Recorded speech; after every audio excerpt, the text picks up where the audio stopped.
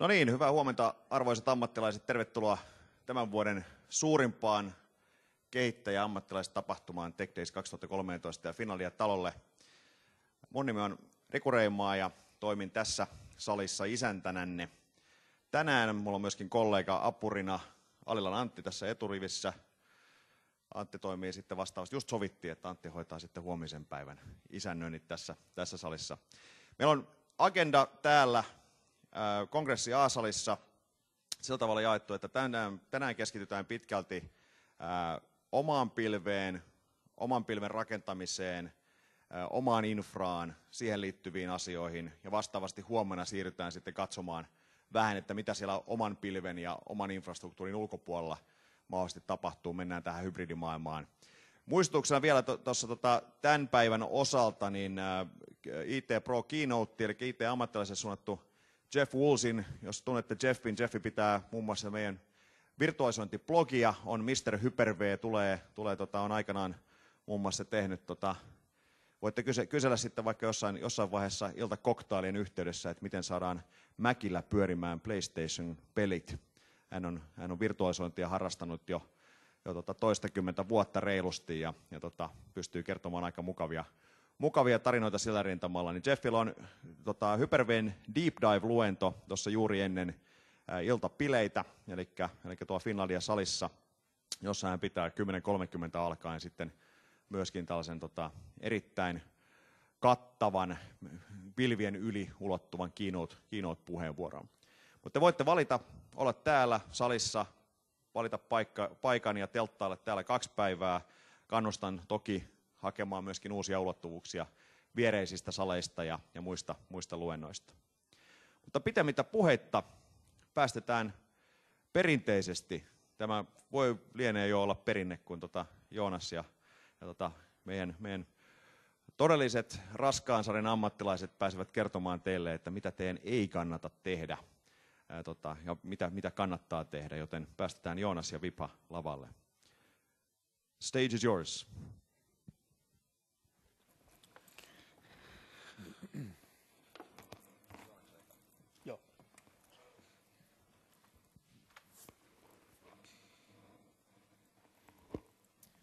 Okay, thank you, Riku, and welcome to this presentation. And the reason why me and Vibha wanted to do this is that it seems to be that it doesn't matter which operating system version you use, because people do all the same mistakes again and again.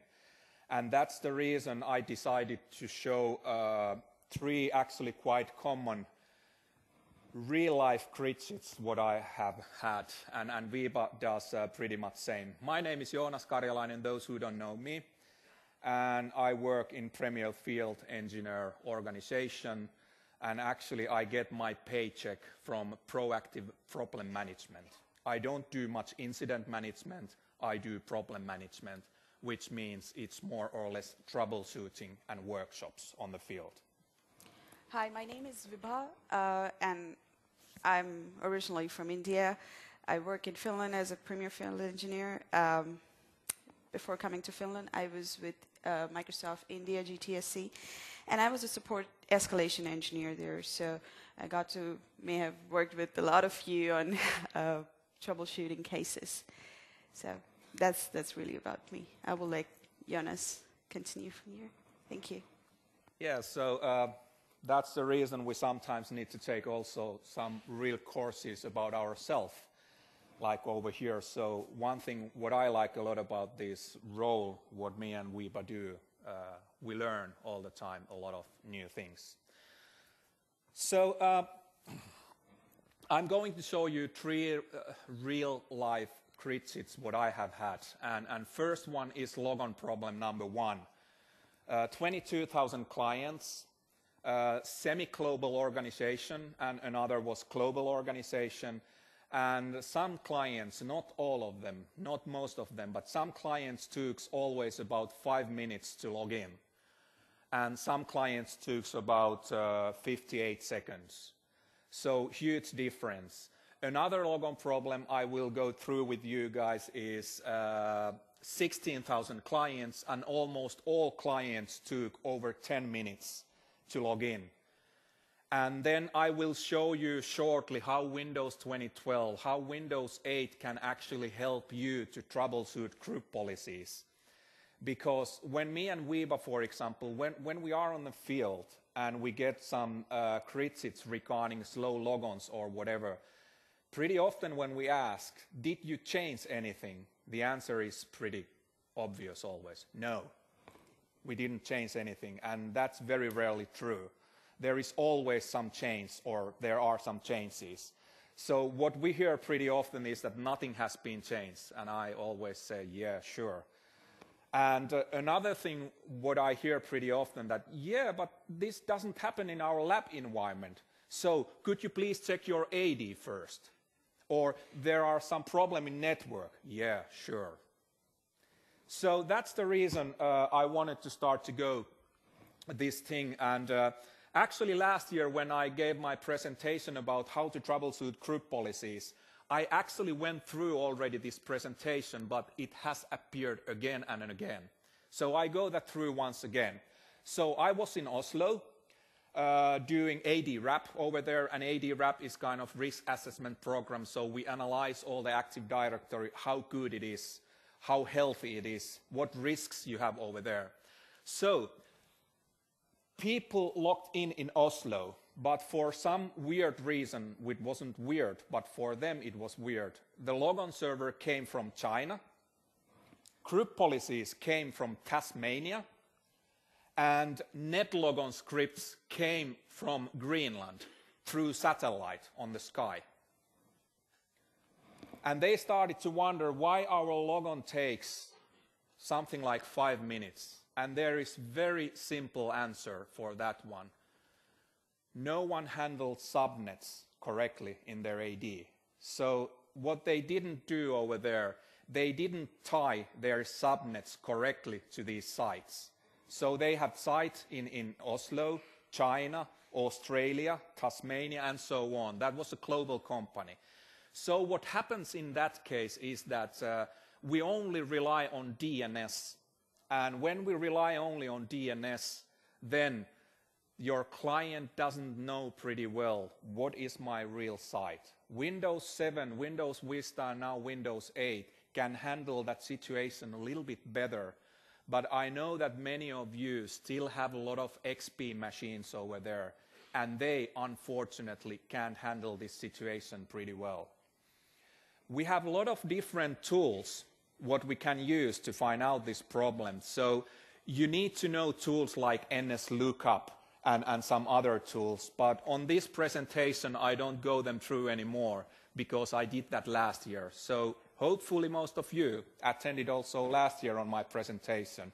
But I talked this same issue also on my next problem. Here you see one of our new, I would say, troubleshooting product called Windows Performance Toolkit, and from there you can see Windows Performance Analyzer. So when we start to take a look on, or when I had this gridset, I started to analyze why this logon takes almost 12 minutes. And I was able to see that when we start to take a look how Windows boots, we have different phases over there. We have pre-session initialization where we implement drivers and things like that. Then we have session initialization. We start to read more registry and stuff like that. But then I can see already from here that WinLogon caused the problem. And when you know what happens during WinLogon, you start to realize also what is the problem probably with this slow logon.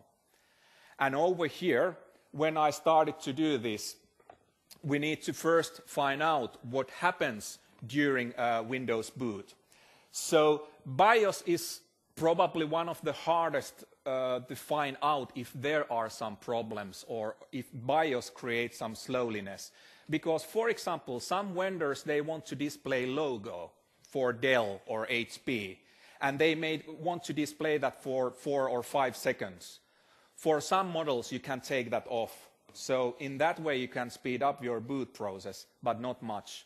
But then, when we start to load our operating system, then this Windows Performance Analyzer can kick in, and it can start to take a trace from your boot process.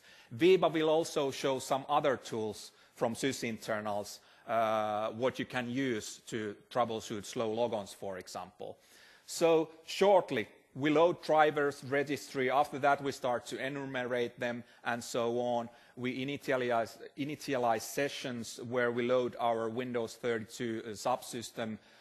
Also, what I have seen a couple of times, I would say that your graphic card has had some problems. Also, Windows 7 had some problem if you use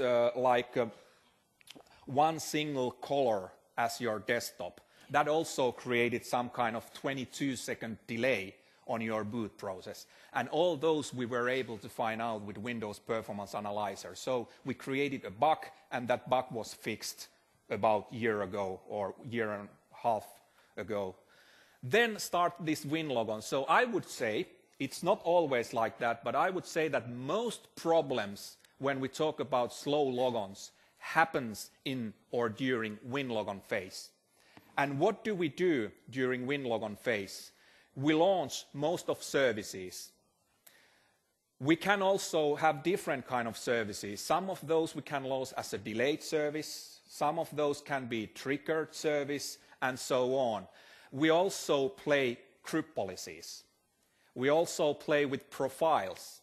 For example, if you have, let's say, for example, hospitals or something like that, you may have machines that multiple users use those machines. More you have profiles on that machine, the slower it gets, because every single profile you have on that machine needs to be initialized. We don't use that, but we need to initialize that. So let's say I have seen some machines when I do these risk assessment programs for clients too. I have seen that some machines have had over 100 profiles on the machine, and every single profile needs to be initialized when you start up that machine. So a lot of things happens during WinLogon. Then we start desktop. Explorer.exe is our desktop shell.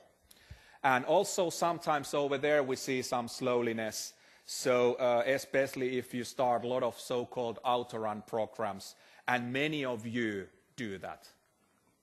And then we have so-called post-boot activities over there, and we start a lot of different applications and also services. And over here, if you have slow and old hardware, it may take a long time before you can start to use your machine.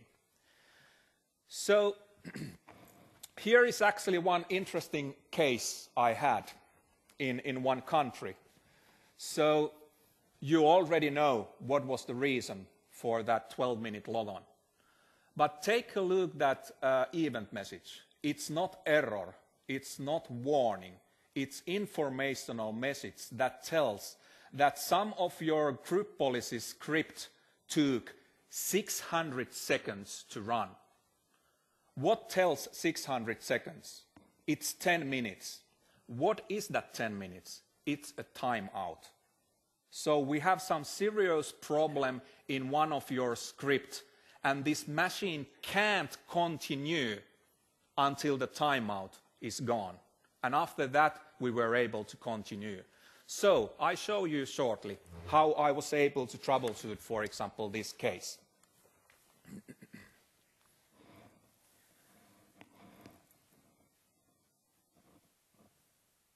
So I open first my trace, which I created. So I actually recreated this problem, so it's easier to show you. So I go to my tech days, and over here I first open this Windows Performance Toolkit. Windows Performance Analyzer, you can download that from Microsoft site. There is a slide a little bit later about that. And now I open that trace from that 12-minute logon time. And it takes a couple of seconds when it gets in, and after that we can start to analyze that. And I have created some tabs already for you over there, so it's a little bit faster and easier to start to troubleshoot this case over here. So over here we can see all those boot phases and how long it took to run these boot phases. And if I put my mouse over here, you can see that WinLogon phase started in 3.8 seconds, but it ended after 633 seconds. So that long it took to run WinLogon phase. And once again, go back the previous slide. What we do during this WinLogon, GPOs, profiles, etc. So yeah, definitely we have some problems over here. So over here we can see that it takes about 630 seconds in WinLogon phase. So I want to take a look closer about that Windows logon phase, for example. And here we can see that start shell gives something interesting. And inside actually Windows logon, we can see already something that may give some idea what is probably the problem over here, because I can see that subscriber is GP client in this case. And if I go somewhere else over here, it's still GP client. And I can see that there is a subscriber time, which is 600 seconds. So it definitely seems to be that the problem is with group policies. Namely, I didn't find first that event ID, but I was able to tell that customer later on that, by the way, here is actually an event ID that tells you this problem. So next thing, what we can do with this tool is that I start to take a look providers. And this is now something where Windows 2012, Windows 8, or actually I would say that starting from Windows Vista, Microsoft operating system helps you a lot to troubleshoot, because we start to create event traces. We have thousands of providers who can create events regarding Microsoft operating system. So because WinLogon was the kind of problem over here, I can open this one. And now you see also something interesting. If we take a look, for example, tasks, you can see what kind of tasks do we have. And before I go group policy event provider, I just want to show you this WinLogon, because one simple question that has been asked from me quite many times: how do I know how long it took for me to give my credentials?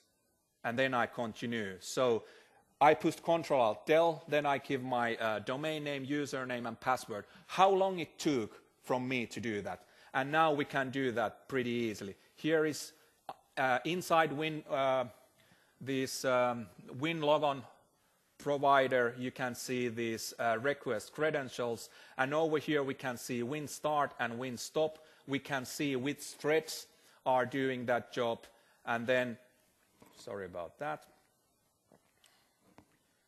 And if I go over to the right, then we can see that. But before we can do that, I need to play with this one a little bit. So I go here.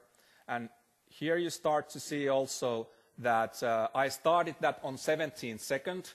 And I was able to give all my credentials in 31 seconds. So that wasn't the reason why my boot took, for example, let's say 10 minutes. So in this way, the reason why I wanted to show you is only that with this Windows Performance Analyzer, you can look step by step what took how long. And because we were able to point out that group policies probably have some problems, we can now go, and here is Windows group policy. I open that one, and here you can see that I start quite many group policies actually over here.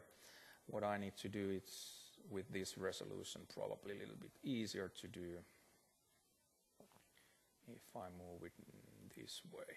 So now when I take a look what happens regarding these group policies over here, so when we start them, first of all, take a look at these columns over here. When I click next row, you can see that some of those columns probably change, like over here. You can see that here we talk about group policies, which user account is using that. So for example, over here you can see that it's tech client $1, so it's a machine account. So machine is running group policies. So we are running machine group policies. Then I can see also the next one. Now I can see CSC extension, which means client-side extension. Client-side extension is the guy who does all the dirty work of group policies. And I can see that we run also some scripts. So how I can find out what was probably the problem with group policies? So I go here where I see all these stops. And I take a look from here, something interesting. So if I actually click this row, now we can see that I have scripts elapsed time in seconds field, 600. So this was the way I was able to point out that one of your scripts inside this group policy, and then we need to take a look another from where we find out what was that group policy actually, which script started the problem. But in this case, I was able to point out that your group policy was the problem. One script inside that was a problem. And now I do actually one kind of shortcut. I show from client point actually what was the real problem. But before I go there, I want to show you these processes. And now, because I have limited time over here, I do shortcut right now. But one thing which is always interesting, GP script is one exe that is used when we run, for example, scripts. But why the heck we have Notepad running during boot process? Notepad should never run during WinLogon. Could that be a problem? And actually, yes, it was. Because take a look what it tries to do. Notepad starts VB script. And that was the reason it took 10 minutes, because Notepad can't do anything with VB script. And actually, what had happened, I can show you that from client point of view. So, this is also, I told you last year this shortly, but what had happened over here was same next thing. So, I can first run a command called assoc. And file association tells you what file extensions do we have. And we are interested in .vbs.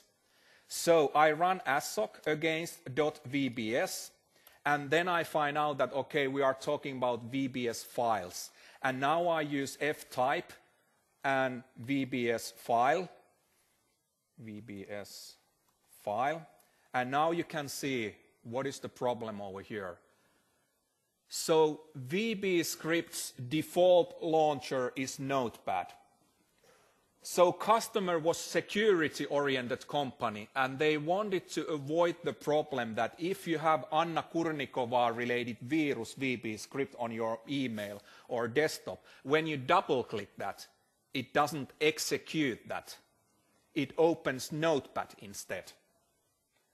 But then group policy stopped to work.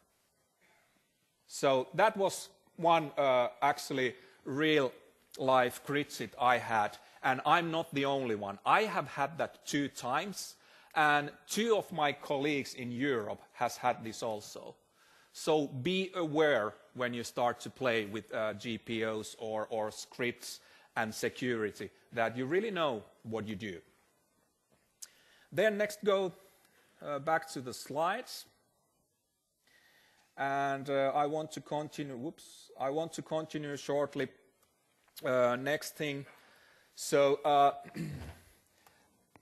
you know in which country actually I was when I was troubleshooting this Gritsit. So, yes, one thing regarding GPOs, I would like to go shortly that Windows 2012, Windows 8, I don't want to go back to Windows 7 anymore. I don't want to go back to the older operating system, because Windows 2012 makes your troubleshooting much easier.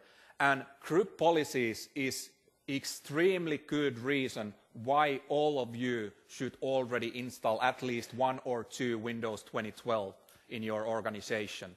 Because even you run Windows 2008, domains, domain controllers, member servers, you still get a lot of benefits if you have Windows 2012 and you, for example, manage your group policies from Windows 2012. And there are a lot of kind of new things, and on my next presentation where I tell you more about what's new in Windows 2012, I also go through a little bit with more details these GPO updates. But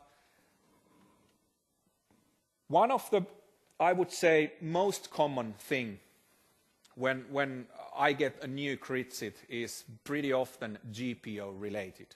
Why this specific GPO doesn't get affected.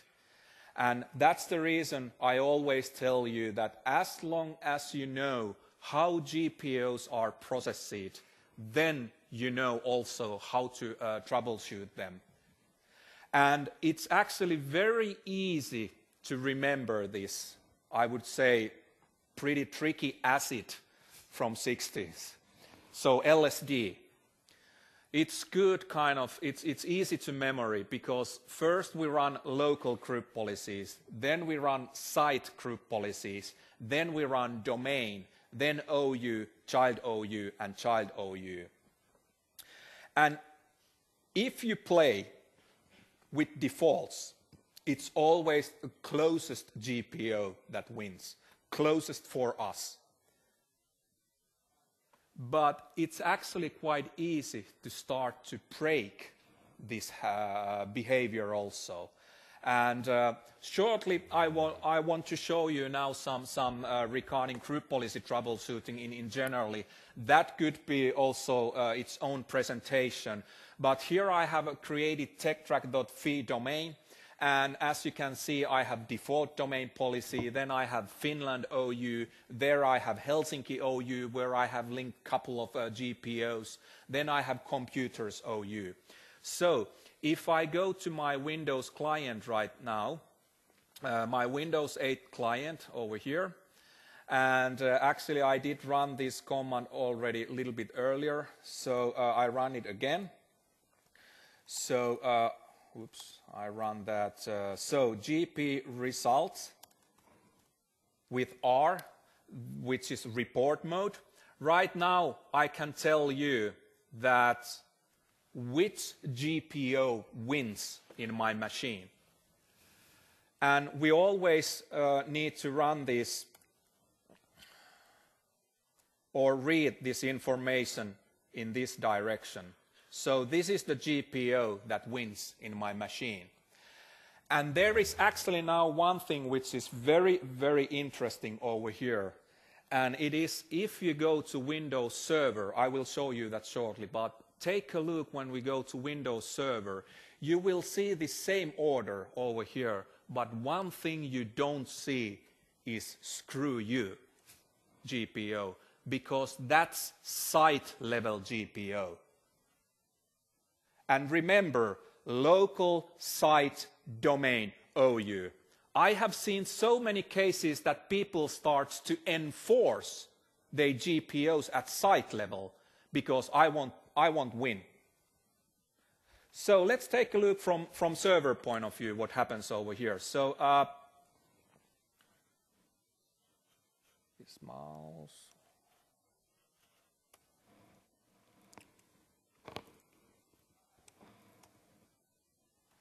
Okay, so I show you now Windows Server, which is my TechTrack domain controller over here.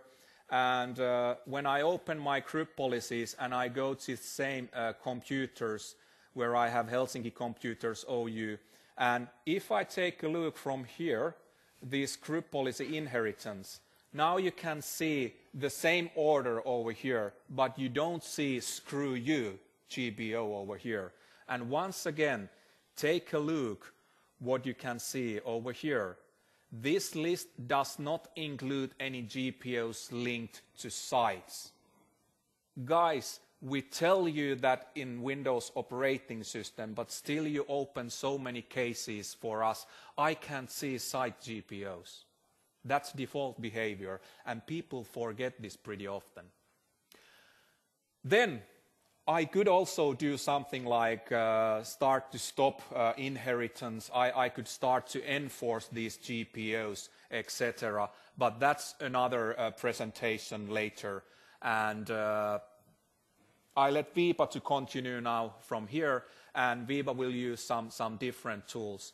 But shortly, make sure that you know how to do GPO troubleshooting, because most of you have, I would say almost every one of you have had or will have problem with group policies. And over there, it doesn't matter what version of operating system you use, but Windows 2012, Windows 8 can definitely help you to do much better and more efficient group policy troubleshooting. Thank you so much. Okay, let's just figure out.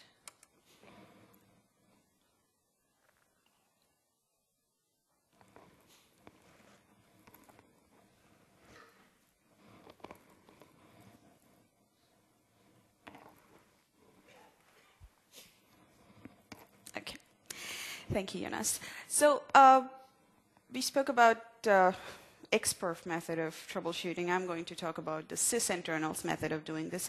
How many of you have seen Mark Ross present this? Okay, please. You make me sweat now. But yeah, so that is another way of troubleshooting it. And do remember that when you come to a point where you're using sysinternals to troubleshoot a logon issue, it is really complicated. And do not ever expect that it is going to say, okay, this is your problem. It will only give you leads. It will lead you in the right direction. You have to spend some time when you troubleshoot using sysinternals tool. You don't get an answer right at your face. Even when you're debugging, you never get an answer right at your face. You have to get leads and then follow them, and that takes you somewhere, hopefully.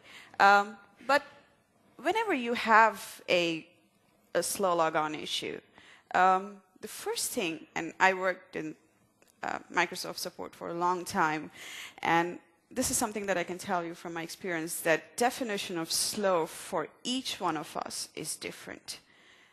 And that is the first step whenever troubleshooting a slow logon issue, is to define the issue that you're experiencing. Is it happening at very broad level? Is it happening before your Control-Alt-Delete screen, or is it happening after that? Is it happening before logon or after logon? That is something that you should do before even starting to troubleshoot. If it's happening before, you're troubleshooting a boot issue, most probably. If it's happening after logon, then you're troubleshooting a different set of issues. So it's very important that you define the issue. Once you've defined the issue, then it's important that you scope the issue. You define the people who are experiencing this issue, and you try to find a common point amongst those people. So is it happening for users from one domain? Is it for users who are in one OU, one AD site, one network location? What is the common factor associating or tying up all these users? That is something that you should try to find out. Then you start ruling out known problems that can cause slow logon.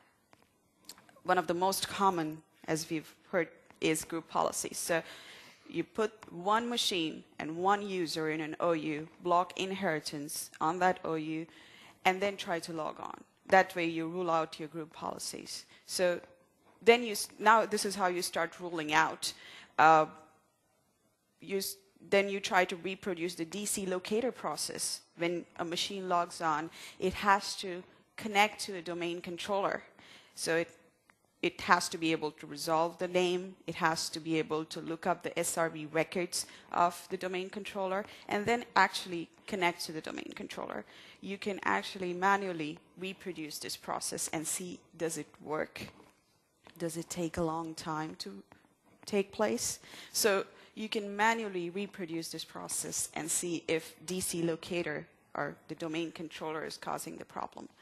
One of the, if you follow the cases of unexplained, one of the issues that was found was about network drives.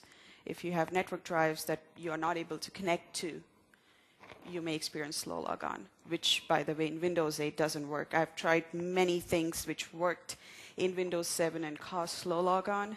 In Windows 8, none of them work. So network drives is one of the things that used to cause a big problem. When you were not able to connect to network drives, it would just time out after a long, long time. Rule out network drives, don't have any kind of folder redirection. Rule out client-side caching. That was one of the problems that we saw in GTSC. So these are some of the things that you can do to start your troubleshooting. One of the things that we always followed at GTSC was that we always worked with one machine and one user. Let's not try to work with a lot of machines, because there could be different issues on different machines. So always try to work with one machine. And when you come to a point where none of this helps, then you start using your tools. And really, it can only give you leads. So the tools that we have are auto runs. It's what we call advanced cleanup, boot cleanup. There's Procmon, PSExec, and Xperf. There's also Process Explorer that you can use, which I will show you. So let me switch to my demo, where we will try to troubleshoot a slow logon issue using sysinternals tools. Okay. So let me show you the issue first, what is happening. Okay, so this is my Windows 8 machine, which, by the way, I must reiterate, it was very hard for me to get this demo to work. With Windows 8, none of the usual methods of getting your machine. There's a blog by one of my colleagues on how to definitely get a demo on slow logon. It doesn't work on Windows 8. It's very hard to get your conventional methods to work. It will outsmart you. It will know that you're trying to force it to do something. So this is my user, and this was one of the issues that I saw a long time ago.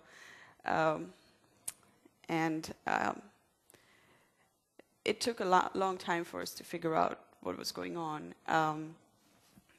Took about 2 minutes to log in, and once we were able to log in, everything was working fine. We ruled out group policies. We ruled out all the logon scripts. We ruled out network drives, and we're just not able to figure out what was happening, and that's when the sysinternals tools helped us. So trying to log in here, and took a long time. I have my domain controller, which, by the way, works absolutely fine. And you will see, once we log on, we are able to connect to it. So we did everything that conventionally we would do. And we found the issue was with a device that was between the client and the domain controller that was causing this issue. And the sysinternals tools like Procmon and Process Explorer gave us a lead to what that device could be, and I cannot talk more until this happens. Sorry. Can you put my, yeah, it's on. Yeah, also I have had this so many times, this same problem than Vibha, so actually what we try to now show is actually very common. Before Vibha joined to Finland, I had 3 or even 4 similar cases. Thank you.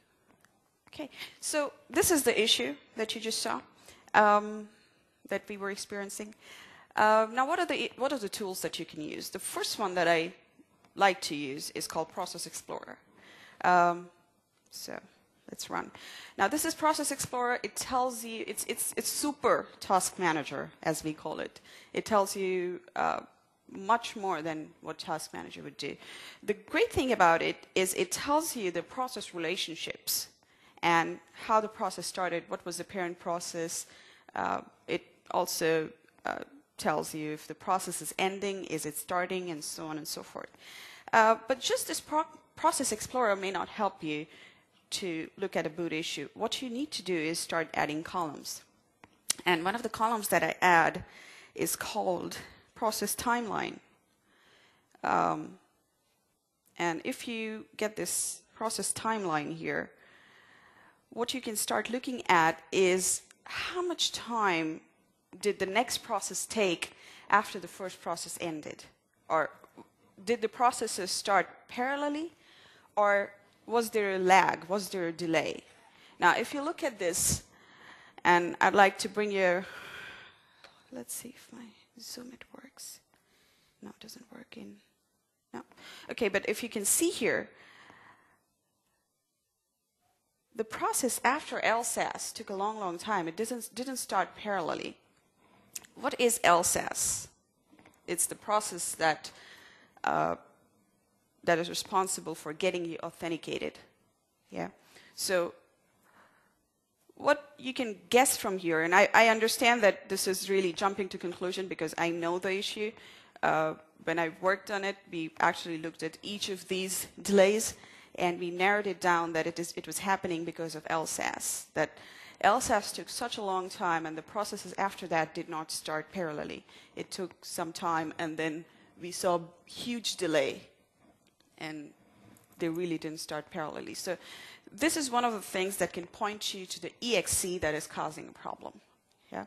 So this is the first tool. Now, the next step, when you narrow down to the process that is causing a problem, you have multiple options right now.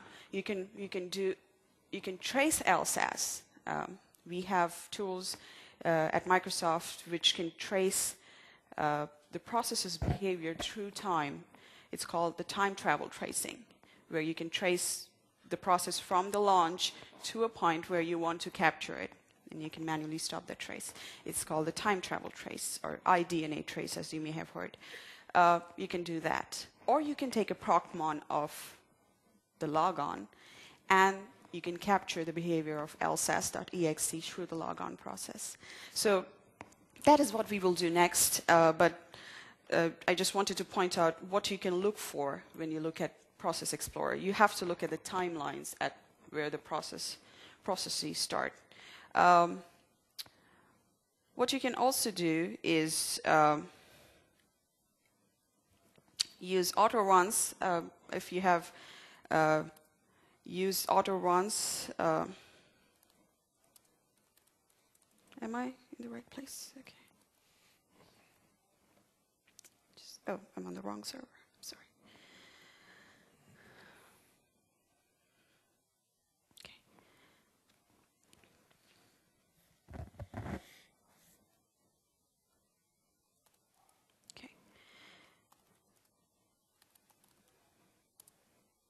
Okay, so there is a process called there is a utility called auto runs that you can use, and this is advanced version of msconfig, where you can go into different kind of processes that start up automatically, and you can turn them off. So this is also one of the tools that you can use if you want to rule out mostly non-Microsoft products, which usually don't show up in msconfig.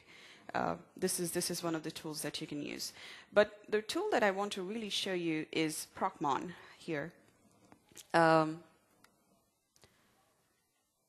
Now this is my procmon, and I can start capturing data with procmon. The problem is, once I log off, I lose procmon. What I want to be able to do is capture my logon process in procmon. Now procmon gives you really two options. One of the options is inherent to procmon, that procmon comes with that option. The other option is a workaround that we found how to do it. So the first option is, and I hope I can find the right one. Yeah, so the first option is enable boot logging. So you can capture all the events that are taking place right from the start of your machine. almost. And then once you boot back up, Procmon will pop up and say, we have Procmon running, would you like to save the file? And then at that point, you can save the file and analyze it later, or you can give it to somebody else for analysis.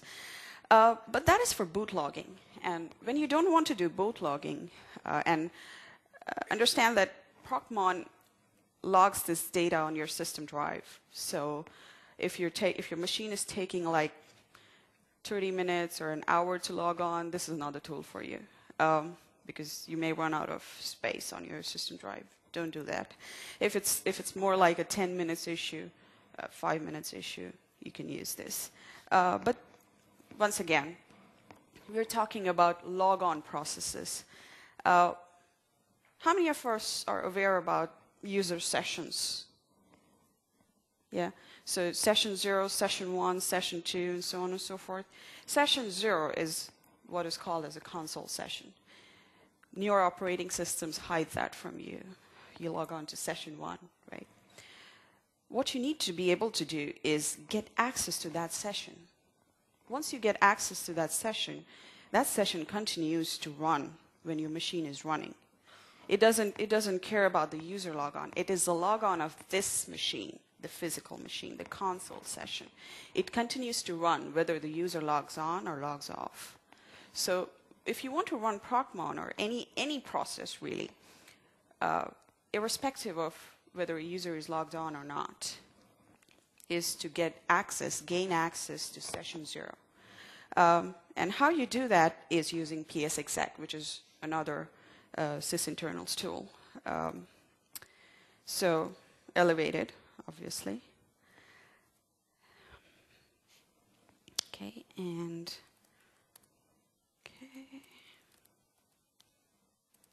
okay, now if I want to get access to that session 0, I can just run PSExec SD, and the session option is this, I0. And then if I want to run any process, so you have to give the full path, by the way. And Notepad, I want to start Notepad in session 0 on this machine. I am on session 1 right now. I'm the user, I'm logged on. So this is my session 1. And it said that the process started in session 1. But I cannot see it. I want to be able to see it, save it, right? So I want to find a way to interact with the session. Now, you cannot do that right away. What you need is a service called Interactive Services Detection Service. So this service is normally not started. You have to start this service. If you start this service, then you can start interacting with session 0. Let's try to start this service, and you will notice how difficult we make it for you to interact with session 0. Yeah, so we won't let you do that so easily.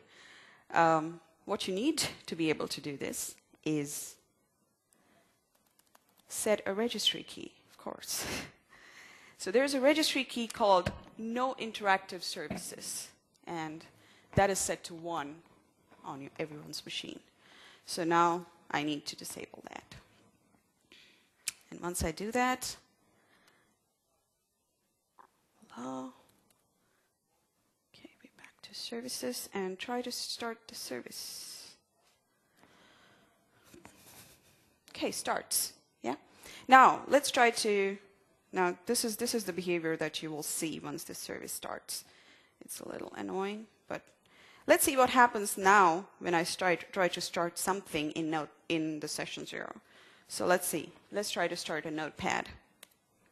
Okay. And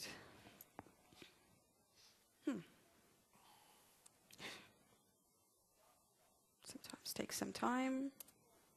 Okay, there it is. So it will pop up this window for you, and this is your gateway into session 0 when you want to get into it. And let's see how it looks like. This is your session 0. And that is your Notepad. I can just close this. And that is my another Notepad that I launched previously. And then I can, there's nothing that I can do here, right? I can only do what is in the capability of the application that I'm running. And I can just return back to session 1. So what you need to do really is start procmon in your session 0. It doesn't matter whether you log off, it will still be there. So you need to start procmon.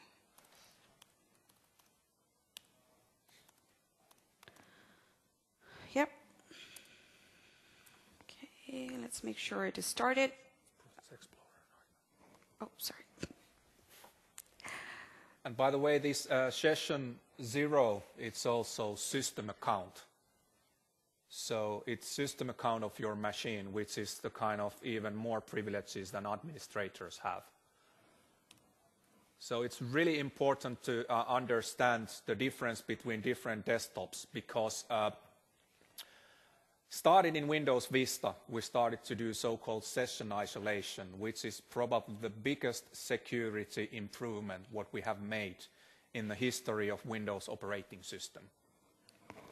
And now you can see that a little bit different way. Yeah.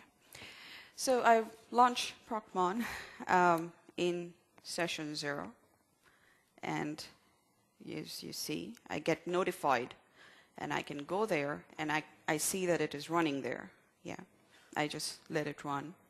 I return back to my session 1. Now I log off. And I should have shown you this, but you can also check the timeline. Just if you feel that it's not working, and you can check the time where it started, and you will see that it works. So. This is the way that you can run process monitor. And then let's try to log back in. And now the procmon that is running in session 0 will be able to capture your activities during this logon phase. And then you can later analyze it. Yeah. Okay. And by the way, this is 3rd session, what we have right now, what you see over here. Oh, yeah. So this is so-called logon session, what we have. So number 1 is the Mikko Heinonen's desktop. Vibha started stuff on session 0, and this is now 3rd session, what we have in Windows operating system, which also has system account privileges. Yeah. Now, when you look at procmon, there's also stuff that you will have to add. There are columns that you can add and look at information. Like I've been putting a disclaimer that procmon will never, don't expect to see that, okay, bang, that is the answer. That is why I've been logging on for, it's been taking on such a long time. It will definitely give you leads. It will definitely tell you where to look. And if you've worked with support, they may have also referred you to a tool for tracing EXEs. You can also use that. I really made a weird issue.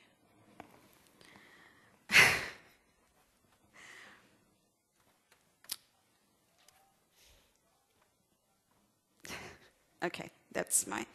Okay, so now I need to go back and stop my procmon, save it, and analyze it. I know from the previous Process Explorer, I know that it was happening because of LSAS. And then what I need to really do now is look at the activity of LSAS from this procmon. So I go back, and I have to do the same thing that I did before. I need to gain access to session 0.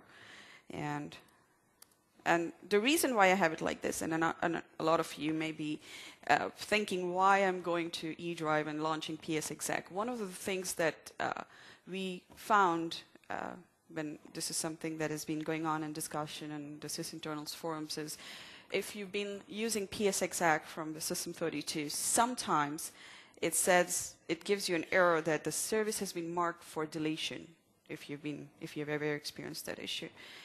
That is the reason I always keep my PSExec here away from System32. So try this. This trick has worked for me. For most of the people have been rebooting their machines and it works fine for them.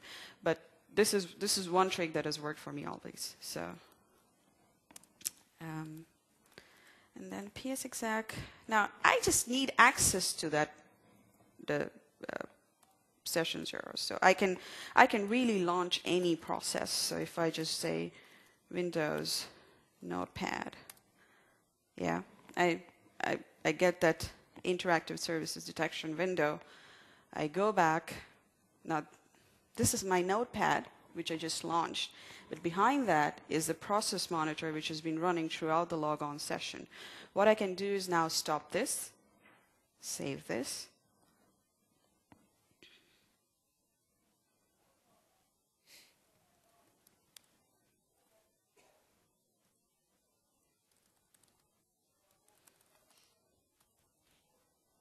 Okay,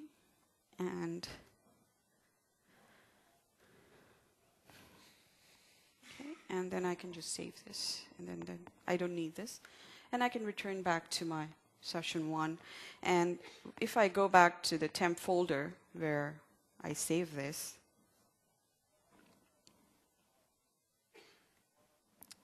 sorry, that's my logon process procmon log saved right there. And now I can look at it, analyze it, and I will find the problems that I've been experiencing. So that is exactly what I would do. And then there are a lot of columns that you can also add to procmon. One of the favorite columns that I have is called duration.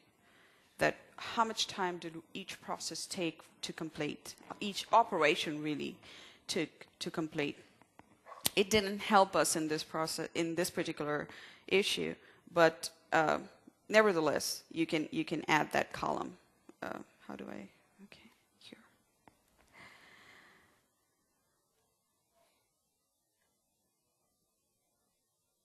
Did it come or no? Did I check it? Okay.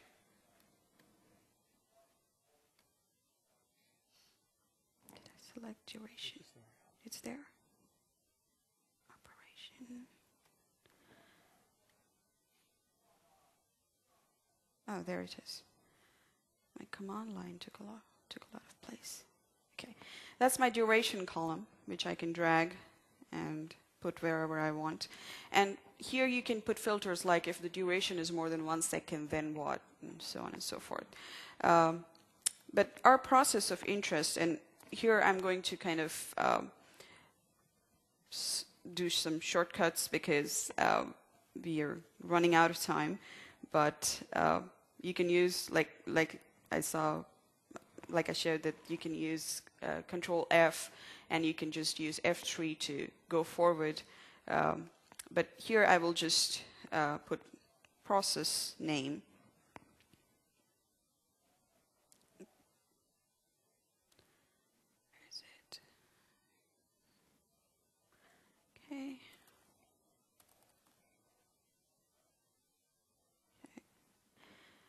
Now you can see all the activity of lsas.exe here and what it has been doing through the logon session. Now, since we are running out of time, I can tell you what happened in this particular issue was that they had a device between the client and the domain controller which could not handle a lot of traffic.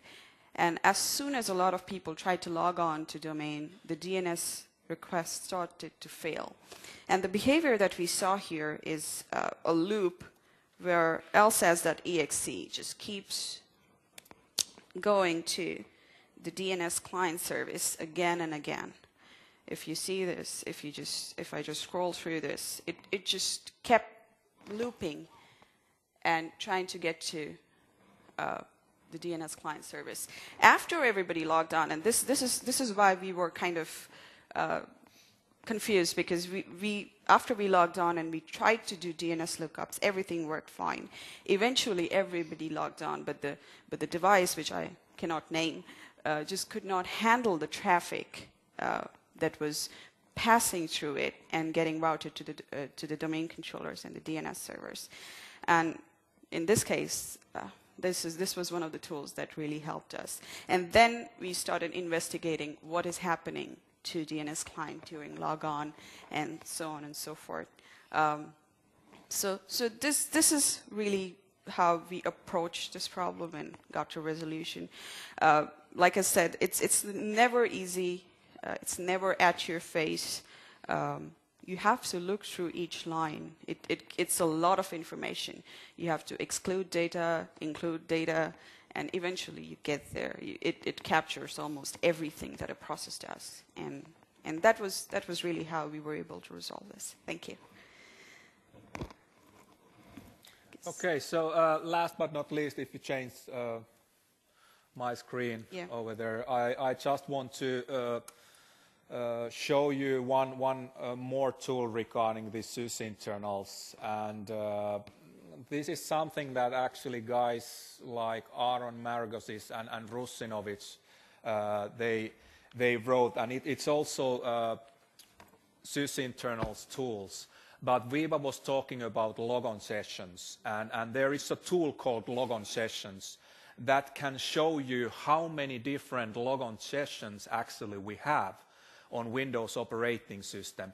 Because the problem from security point of view was something like this. On Windows XP, everything was put on same screen. And if you had interactive system account Windows over here, and normal user Windows over here, we were able to send so-called Windows messages from here to here without taking care about privileges. So we were able to do privilege escalation pretty easily. That's the reason, starting from Windows Vista, we started to separate, we started to isolate those sessions. That's the reason we have multiple sessions starting from Windows Vista. And actually Windows 8 has gone even further. So if you want to know more about Windows 8, Windows 2012 security, I recommend you to go to Daniel Pearson's and Sami Laiho's presentations. What's new in Windows 8 kernel and security? I believe that was yes, and now 1:30 in the afternoon, after lunch. Yeah, exactly. So that's definitely something. But my personal opinion is that this session isolation gives us to a lot of new opportunities to troubleshoot logon sessions. And on the other hand, it's a huge improvement. And actually think about UAC. Most of you want to disable that because it makes your work slow. But that's also session isolation. When you get that grayed out screen and you get that pop-up, are you sure? Do you really want to start your command prompt with administrative privileges? We go to different session because then malware can't send push to that yes button. But if you bypass that UAC totally, you are on the XP mode and you are really more vulnerable. So please keep using UAC also from that point of view. Yep. Do we have any questions right now? Because our session is right now over. So please, questions to me and Vibha. Annetaanko lyhyet raikuvat aplodit vielä tässä vaiheessa? Thank you.